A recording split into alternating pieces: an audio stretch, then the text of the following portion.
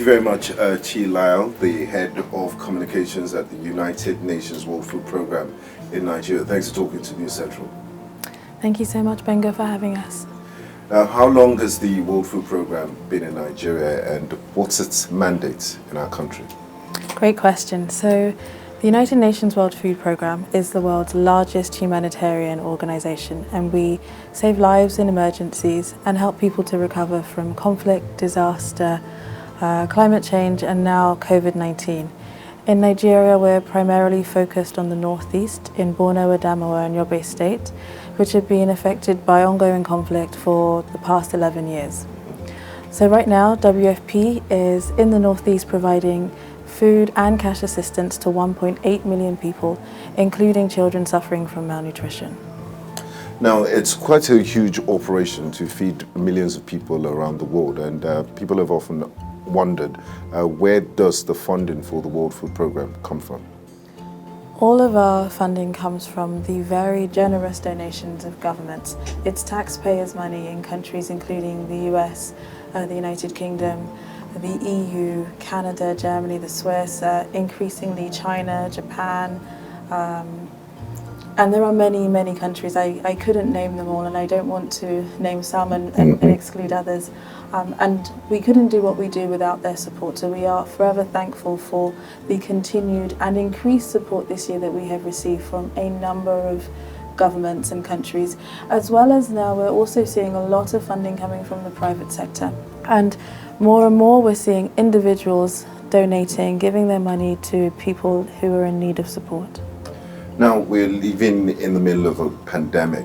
COVID-19 has affected basically all facets of life, and economies have been shattered, lives have been disrupted, and organizations too have had to rethink their ways of working and organizational structure. How has COVID-19 affected the World Food Programme funding in any way, and your operations in general? That's a good question. So at the start of this pandemic, as we all know, it was led by the World Health Organization. And WFP, what we are really great at doing is providing the logistics support. So in Nigeria, for example, we lead the United Nations Humanitarian Air Service. It's a fleet of helicopters and planes that fly humanitarian aid workers from Abuja into various very remote locations in northeast Nigeria. And that assistance and that service continued. In addition, we also set up the WFP airline service, which is a global operation which was transporting thousands of humanitarian aid workers around the world so that they could get to some of these countries that had been most impacted by COVID-19, and so that all aid workers and all support was continued.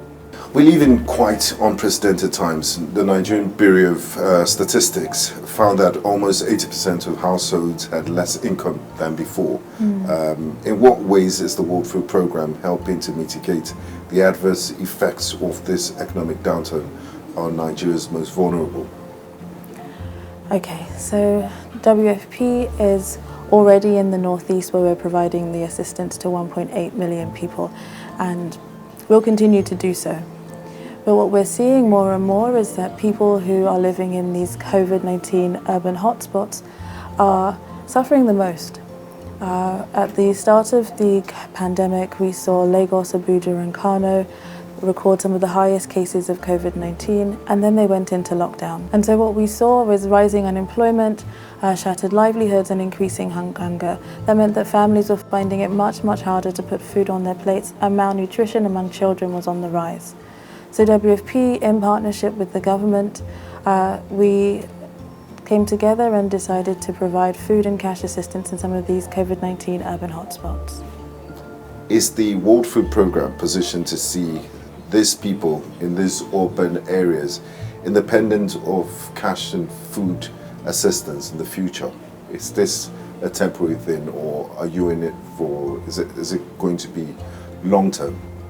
Okay, so what you witnessed was a COVID-19 urban hotspots response, and that's cash and food assistance. And it's, for some people, a double distribution of cash, and some people received up to 75 kilograms of food. And this is an immediate response so that we can meet people's food needs now while restrictions are being lifted and they ease back into work. WFP always enters every country with an exit strategy, so it's certainly our plan as part of our Zero Hunger mandate to make sure that we see Nigerians thriving. What is success to WFP when you go into a country, and at what point do you say, we've done a good job, let's move to other places where the vulnerable need us? Zero hunger. That's our goal for Nigeria by 2030. This year marks our decade of action. So we'll be working with the government, we'll be working with the private sector, development partners and civil society organisations. We formed what we call the Zero Hunger Roundtable. And it's really to bring everybody together so we can start discussing and implementing the pathways to achieving zero hunger in Nigeria. Fantastic initiative. Now, agriculture is the mainstay of Nigeria's economy, employing about 2/3 of our country's total labour force and contributing around 40% to Nigeria's GDP. Nigeria is the world's largest producer of cassava, yam and cowpea.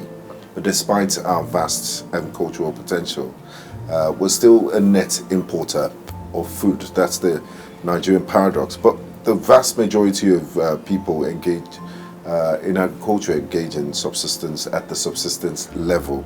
What recommendations would the World Food Programme make in terms of, harnessing more of our agricultural potential and making Nigeria more food secure?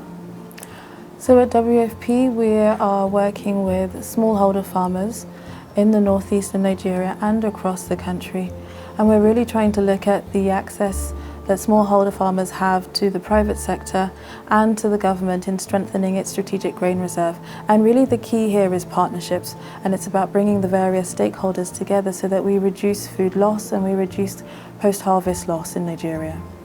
Now, to what extent does the World Food Programme and Nigerian government at all levels, federal, state, local governments, collaborate and support World Food Programme efforts, or do you do it all alone? So the World Food Programme has been in Nigeria since 2016 at the request of the government at the height of the conflict in the northeast.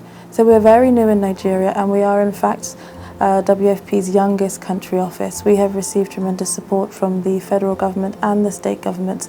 In Borno State we have been working for the last 4 years with all 3 state governments. We're also working with the FCT Minister, we're also working in Kano and Lagos states. And we are partnering together to not only provide assistance during COVID-19, but also to provide technical support so that we can strengthen these governments to continue to responding to the needs of people. Now, there's a trust deficit, if you ask the average Nigerian on the streets, when it comes to relationships with the citizenry and the Nigerian government, for example, and people often feel, some of these things might be hijacked, and or you have ghost names as beneficiaries. What is the World Food Programme doing to ensure that this cash and food items get to the really vulnerable people, the people that really need it? And are those concerns legitimate? That's a really important question, and I'm glad you've asked. So we have been in Nigeria in the northeast providing assistance to at least 1 million people each month, and we haven't let them down. So we know that we are very credible in the northeast, and we take that credibility to Kano, Lagos and Abuja.